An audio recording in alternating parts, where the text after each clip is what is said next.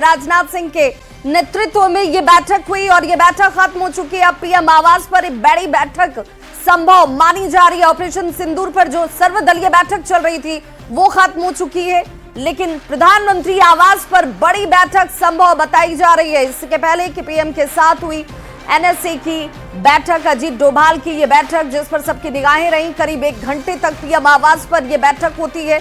Operation सिंदूर और पाक की हरकत पर चर्चा इस बैठक में की गई, लेकिन सर्वदलीय बैठक जो चल रही थी ये बैठक खत्म हो चुकी है। राजनाथ सिंह की अध्यक्षता में यह बैठक चल रही थी, उनके नेतृत्व में इस बैठक को किया गया। अब पीएम आवास पर बड़ी बैठक संभव बताई जा रही है, जहां पर यह माना जा रहा है कि इस बड़ी बैठक के जरिए तमाम स्थितियों पर लगातार चर्चा और गहनता से विचार विमर्श किया जाता हुआ ऑपरेशन सिंदूर और इसी ऑपरेशन सिंदूर को लेकर, पाक की हरकत को लेकर चर्चा संभव है।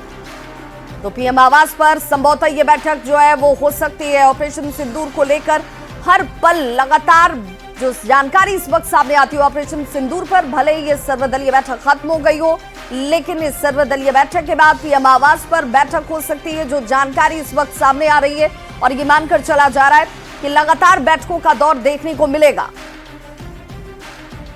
सबने गंभीरता से अपने बात को रखा है। सबसे पहले रक्षा मंत्री जी ने ऑपरेशन सिंदूर के बारे में पूरे लीडर्स को जानकारी दिया, परिस्थिति के बारे में, हालात के बारे में और सरकार का मंशा, सारे चीज़ों को लेकर के ब्रीफिंग हुआ। उसके बाद में सारे पॉलिटिकल लीडर्स ने अपने मत रखा, पार्टी का विचार को और सुझाव भी दिया है। मैं ये मानता हूं कि सारे पॉलिटिकल लीडर्स ने मैच्योरिटी दिखाया है। ऐसे वक्त में जब देश एक बहुत बड़ी चुनौती को हाथ में लेकर के काम कर रहे हैं, तो इसमें राजनीति का कोई जगह नहीं है। ये हमारे पूरे पॉलिटिकल पार्टीज ने दर्शाया है और सब लीडर्स ने एक मत से, हमारे सेनाओं ने जो कार्रवाई की है ऑपरेशन सिंदूर को लेकर के, पूरे बधाई भी दिया और गौरव का एहसास सबको हुआ है और सबने एक जुट में कहा है कि सरकार का हर निर्णय को साथ देंगे, सेना के हर कार्रवाई को साथ देंगे। अब संकट की घड़ी है, इसमें कोई हम किसी को क्रिटिसाइज नहीं करना चाहते। पूरा सपोर्ट दिया हमने। जो खारगे जी ने कहा वो सही है कि ऐसी चीजें हैं जो डिस्कस नहीं करनी है, तो बस सबने सपोर्ट। सरकार ने जानकारी दी। फरवरी 2025 में हाफिज सईद के बेटे हाफिज अब्दुल रऊफ की एक स्पीच है पीओके में, जिसमें उसने कहा कि 2025 तमाम साल हम लोग जिहाद करेंगे। तो ये जिहाद का नाम लेकर, ये भारत में गलत नाम लेकर कत्ल करना चाहते हैं, आतंक फैलाना चाहते हैं। तो यूएस को हम रिक्वेस्ट करें, उनको लॉबी करें कि ये टीआरएफ को एक फॉरेन टेररिस्ट ऑर्गेनाइजेशन बनाए, पाकिस्तान को एफएटीएफ के ग्रे लिस्ट में डाला जाए। तो वहीं लाहौर के बाद कराची में जबरदस्त धमाका हुआ है। कराची में जोरदार धमाका से कराची जो है वो दहल उठा है। पहले लाहौर में सीरियल ब्लास्ट हुए और उसके बाद धमाके से कराची भी इस वक्त दहलता हुआ। धमाके के बाद अफरा तफरी का माहौल कराची में देखा गया, तस्वीरें भी आपके सामने। और लगातार धमाके के बाद पाकिस्तान में हड़कंप मचा हुआ है। कई एयरपोर्ट को फिलहाल एहतियाती तौर पर वहां बंद कर दिया गया है, लेकिन धमाके के बाद अब कराची में भी अफरा तफरी का माहौल। तस्वीरों को देखकर इस बात का अंदाजा लगाया जा सकता है कि कैसे लोग खौफजदा हैं। पहले लाहौर में सीरियल ब्लास्ट हुए और उसके बाद कराची में के बाद एक धमाके देखने को मिले, जिसके बाद अफरा तफरी लोगों के बीच साफ तौर पर नजर आती हुई ये बताया जा रहा है। पाकिस्तान ये कह रहा है कि कई ड्रोन को उन्होंने अपने इलाके में देखा है और उसके बाद ये धमाके हुए। अब धमाके से कराची दहलता नजर आया।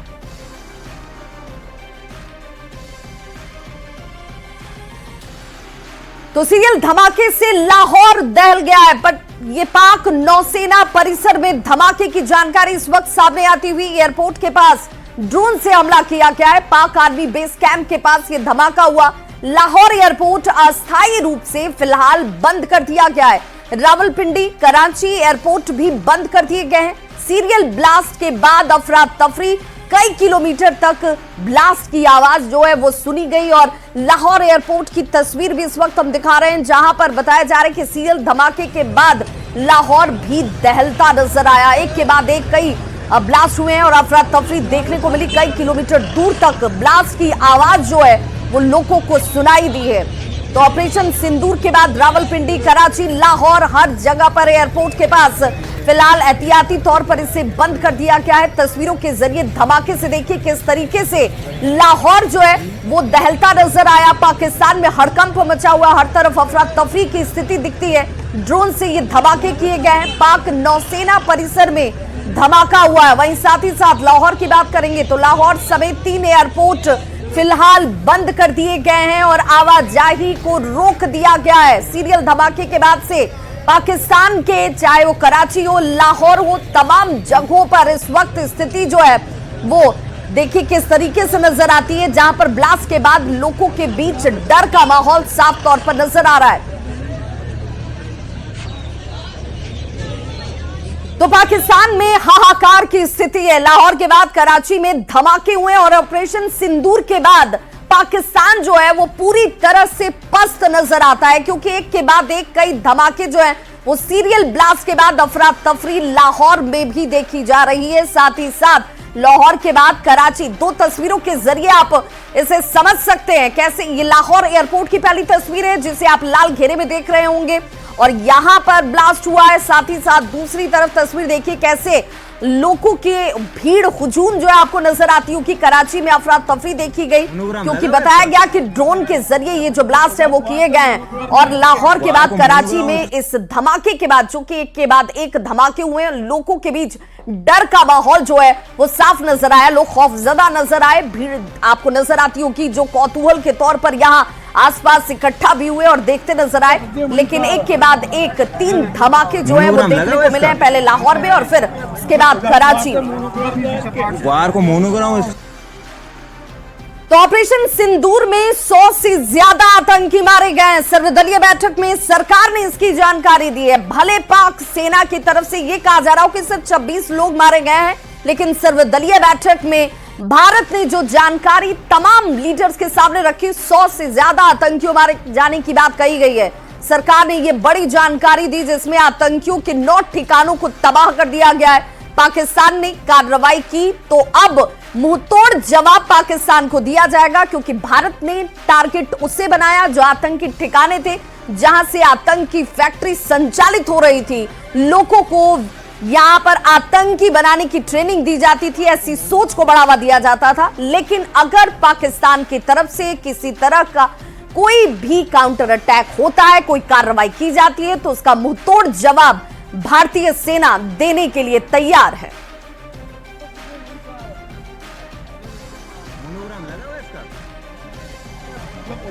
और एक और बड़ी खबर से अपने दर्शकों को जोड़ दें। पंजाब के होशियारपुर दसूहा के गांव घगवाल में देर रात आसमान से एक अजीब सी चीज गिरने से लोगों के बीच दहशत का माहौल देखा गया। जानकारी के अनुसार यह चीज देखने में किसी जहाज या फिर मिसाइल का कोई टुकड़ा लग रहा है और रहस्यमयी चीज पर नंबर भी लिखा हुआ है। ये वो तस्वीर है जिसे इस वक्त आप अपने टीवी स्क्रीन पर देख पा रहे होंगे। मिसाइल का टुकड़ा ये लगता है और इस टुकड़े पर देखिए एक नंबर भी लिखा हुआ है। मौके पर हाजीपुर पुलिस भी पहुंची और उस चीज को फॉरेंसिक जांच के लिए अपने साथ लेकर गई। गांव के लोग इस घटना को मिसाइल हमले से जोड़कर देख रहे हैं।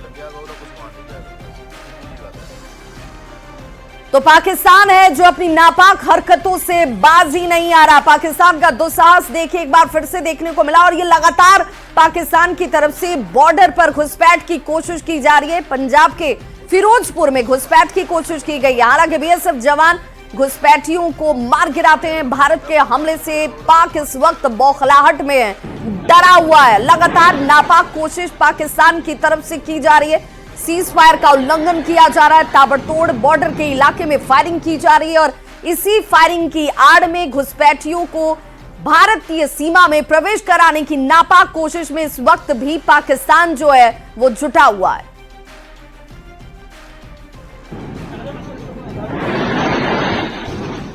तो भारतीय सेना के ऑपरेशन सिंदूर के बाद हर तरफ सेना के शौर्य की गाथा गाई जा रही है। तमाम राजनीतिक दलों के नेता एक सुर में सेना की वीरता को सलाम कर रहे हैं। सत्ता पक्ष हो या फिर विपक्ष, सभी इस घड़ी में पाकिस्तान और आतंकिस्तान के खिलाफ केंद्र सरकार के फैसले के साथ खड़े हैं। देखिए, हम अपने देश की सेना पे गर्व करते हैं। देश की सेना ने पाकिस्तानियों से, आतंकियों से बदला ले लिया है। देश के प्रधानमंत्री नरेंद्र मोदी जी ने झंझारपुर में कहा था कि ऐसी कार्रवाई करेंगे कि उन्होंने कल्पना भी न की हो। तो बड़ी कार्रवाई हुई।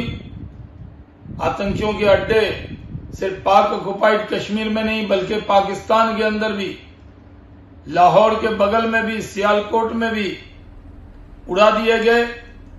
और जो मौलाना मसूद अजहर है, उसके परिवार के ही 14 लोग मारे गए। वो दूसरों के परिवार को मारता था, उसे अब दर्द पता लगा होगा। पूरा विपक्ष ने पहले ही कहा है कि सरकार को जो भी निर्णय लेने हो आतंकियों के ठिकानों को खात्मा के लिए वो सरकार ले।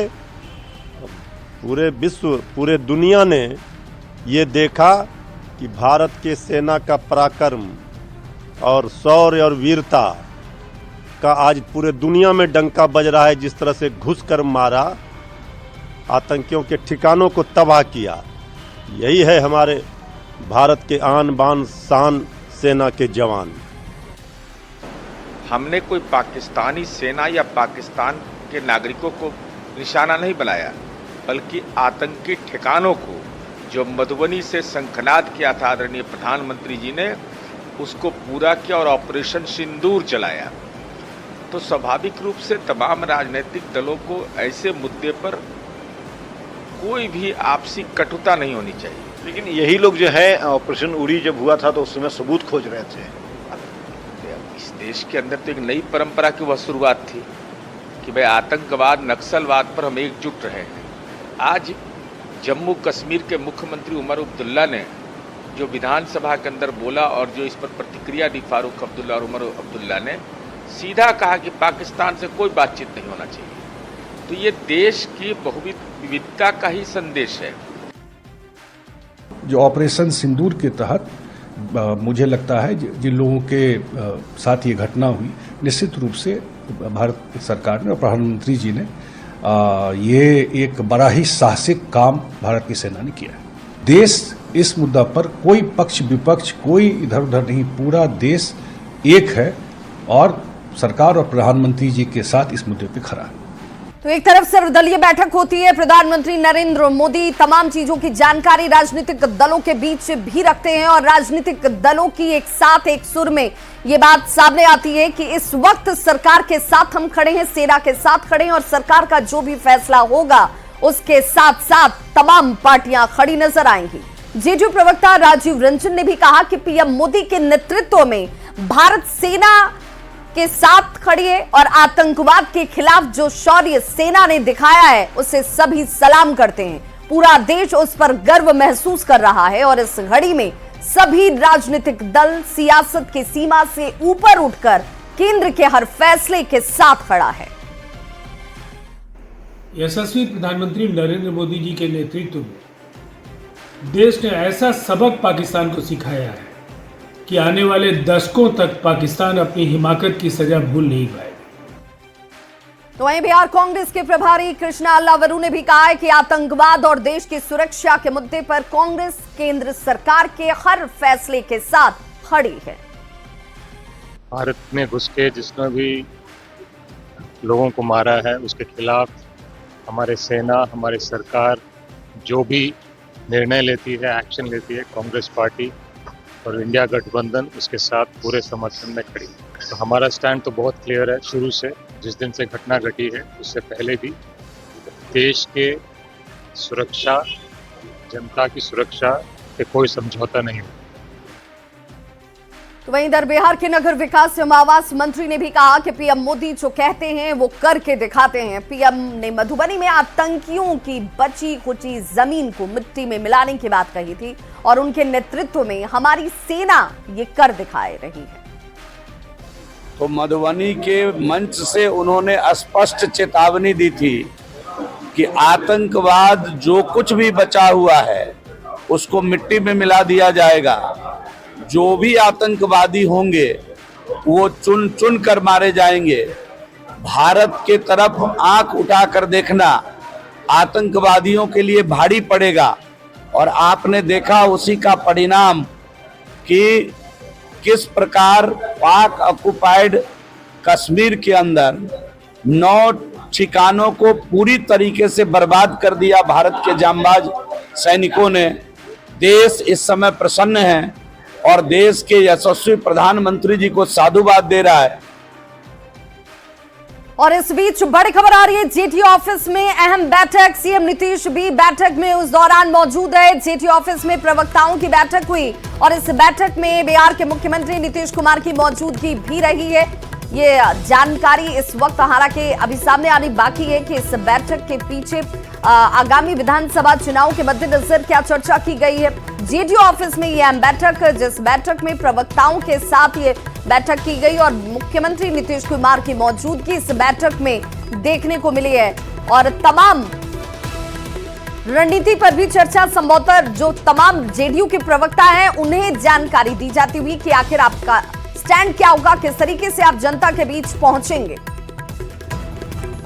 वहीं सिवान में तिरंगा यात्रा निकाली गई जिसमें बड़ी संख्या में युवक और युवतियों ने भाग लिया। इस दौरान पीएम मोदी और सेना के साथ सभी खड़े नजर आए। सभी ने जमकर नारेबाजी की, समर्थन में नारे लगाए गए। तिरंगा यात्रा में शामिल लोगों ने कहा कि आज का भारत दुश्मन को उसकी भाषा में जवाब देना जानता है।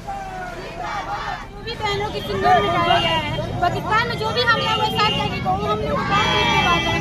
जो भी भाई हमारे बॉर्डर पे हैं उनको लिए मतलब कि वो कुछ ऐसा कारनामा करेंगे। हमारे देशवासियों से इतना निवेदन है कि जो भी वो लोग कर रहे हैं और जो भी वो लोग कर रहे हैं उनके कारनामा में जो लोग बहुत अच्छा कर रहे हैं। अभी तक पाकिस्तान भी हमारा होगा, कश्मीर भी हमारा होगा और हिंदुस्तान का हमारा जिंदाबाद रहेगा ही रहेगा। किसी की बात के रोकने से भी नहीं रुकाएगा।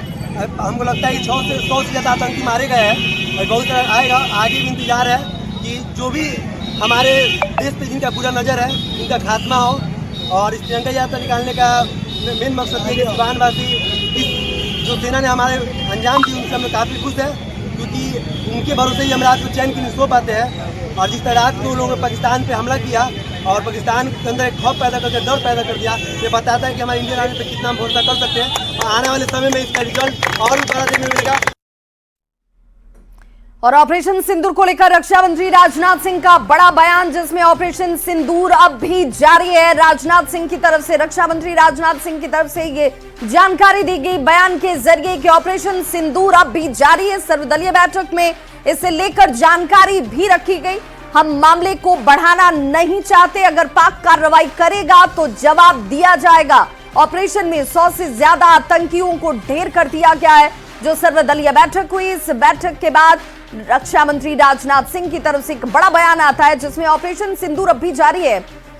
और ऑपरेशन सिंदूर, ये आपको बताते चलें कि तकरीबन 21 ऐसे ठिकाने हैं जिसे चिन्हित किया गया था इंटेलिजेंस इनपुट के आधार पर, जिसे निशाना बनाया जाना था। और 9 आतंकी ठिकानों को इस वक्त ढेर किया गया है।